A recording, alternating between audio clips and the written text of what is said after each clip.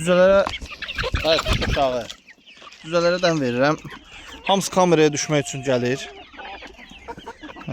Ha bir. Niyə dalaşırsınız? Gəl sizə verəm.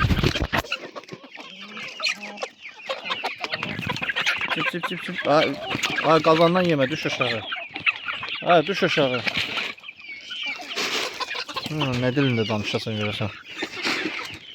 Çıp.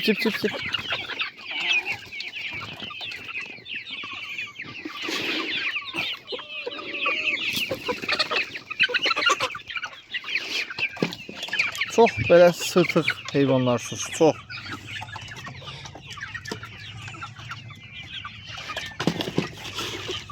Çıp. Orada qırğın düşdü.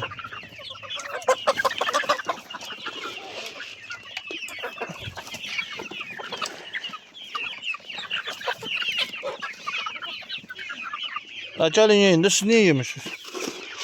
O yiyib orada dişlərini qurtdalayır.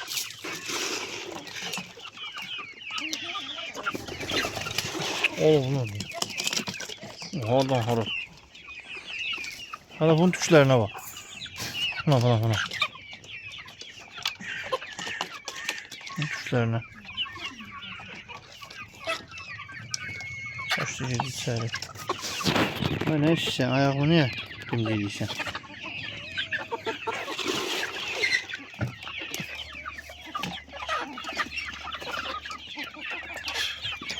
Elə gəldi. Tüklərine bak. Elə bir turbaya girib arkasından dartıb çıxartmışlar, tüklər hamısı qatdalanıb boyanıb. Bu da.